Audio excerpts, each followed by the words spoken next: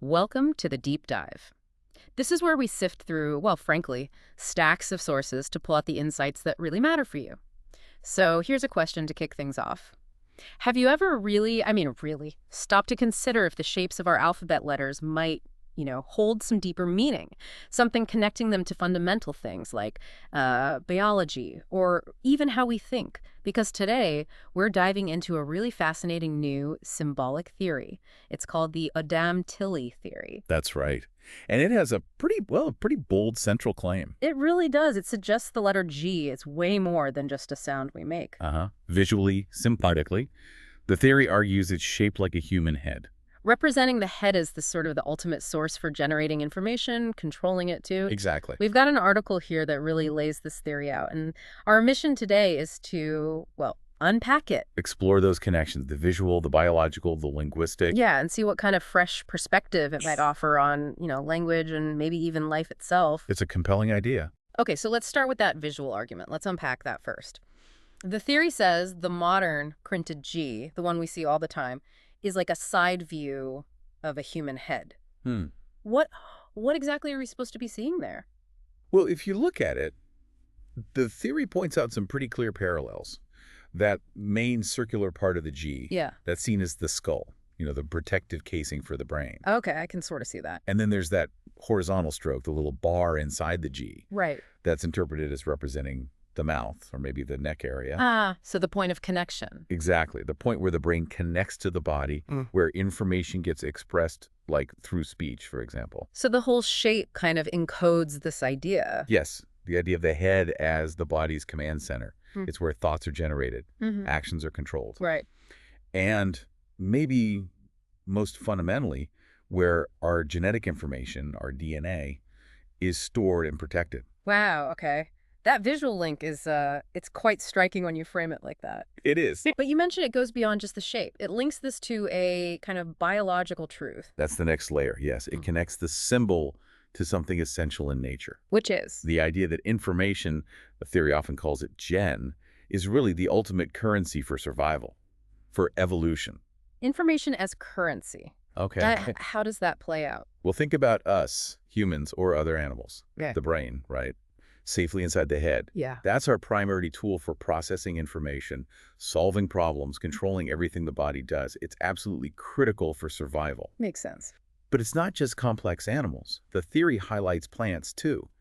They also have this drive to protect and, crucially, spread their gen. Their genetic information, you mean, in seeds. Precisely. It's all encoded in seeds.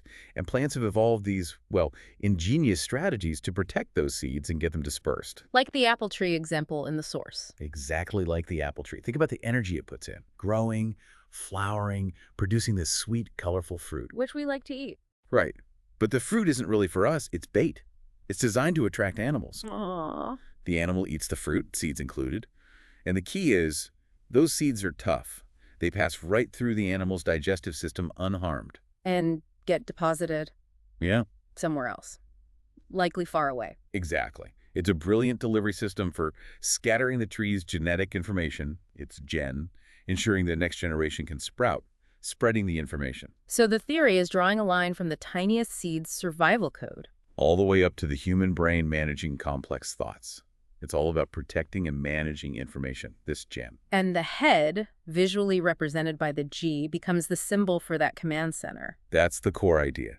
It symbolizes the storage, the creation, the control of life's most valuable asset, information. That's a really powerful connection they're making. It ties the symbol directly to a deep biological imperative. Okay, so we have the visual, the biological. Now, this is where, for me anyway, it gets really interesting. The linguistic evidence. I guess the words themselves. The theory suggests that a whole bunch of English words, powerful words that start with G, seem to, well, perfectly back up this symbolic connection. It's quite noticeable once you start looking for it, yes. Between G, the head, and information control, what patterns did the source point out? Well, you see G popping up consistently in words related to intelligence or control or origin or even motion directed by thought. Okay, give us some examples, like words about the mind or information. Sure. Think about genius. An exceptionally intelligent person, right? Someone whose head generates complex ideas. Generate, another G word. Exactly. Generate, to create or produce. Yep. The brain generates thoughts. Genes generate life. Okay. Then there's general, a leader, someone using their head for strategy for directing others. Control again. Genetic, obviously related to genes. Heredity, the information blueprint. Right. Or getting the gist of something, the core idea, the main information. Even Gnostic, from the Greek gnosis, meaning knowledge. And genuine, meaning true, original, like real information straight from the source. That's quite a list just on the information side. What about action or direction? Fits just as well.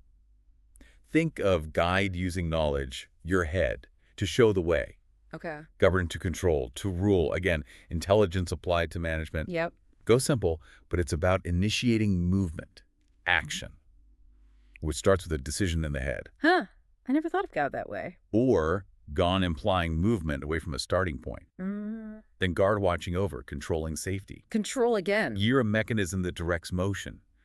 Goal, a target, a direction set by the mind. Right, you aim for a goal. Gangway, glide, gallop, all involve directed movement. Yeah, they're bringing things together, directing them. It does seem to be a pattern. And you see it in bigger concepts too, like government, the whole system of control. Or a governor. The controller. Yes. Even words like grant, meaning to give or pass along, like passing information. Yeah. Or a gavel used by a judge to control the room. Wow. Or getting a grip on something, holding it firmly, controlling it. The list just keeps going. It does. And the theory argues this isn't just coincidence. It suggests a deep resonance between the sound symbol G and these concepts rooted in the head's function. It's almost like the language itself holds a kind of echo of this idea. That's one way to look at it. But let's be really clear here. The Odam-Tilly theory isn't saying this is the historical origin of the letter G, is it? It's not tracing it back to, say, ancient Phoenician or anything. No, that's a crucial distinction to make. And the source material is very clear on this. Okay. This isn't historical linguistics. Yeah. It's not trying to rewrite the etymology of G from ancient scripts like Gimel. So what is it doing then? What's its unique contribution? It's proposing something different. It's suggesting that the modern shape of the letter G, the one we use every day, can be re-understood, reimagined maybe, as a symbolic icon for the human head. Ah, okay. So it's like a new layer of meaning we can apply now. Exactly. It offers what the theory calls a fresh logical mnemonic, a memory aid, if you like. For learners, for thinkers. For anyone, really. It allows us to see a potential connection, a reflection of biology within our language. It's asking us to look at the familiar G in a new light. And that light connects back to the biology we talked about. Precisely. It reinforces that biological consistency. The brain, in the head, generates thoughts and decisions. Genes, the core information gen, drive life's survival and are protected. Right. Both are fundamentally about information, generated and controlled, often associated with or protected by the head. So the G, shaped like the head, becomes this powerful reminder. A reminder that information gen is absolutely central to life and intelligence. It's about finding this deeper, almost poetic logic embedded in something as common as a letter. Finding a poetic logic in the alphabet. I like that. It's a different way of thinking about language. So wrapping this up then, the Odam-Tilly theory really gives us this profound way to reconsider the letter G.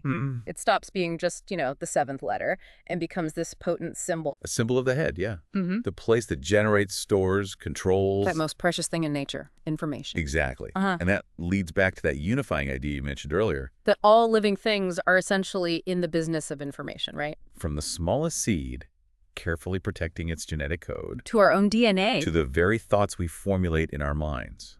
It's all about protecting, generating, spreading information. So this symbolic view, G, as the head, it connects language, biology, human thought into one powerful concept.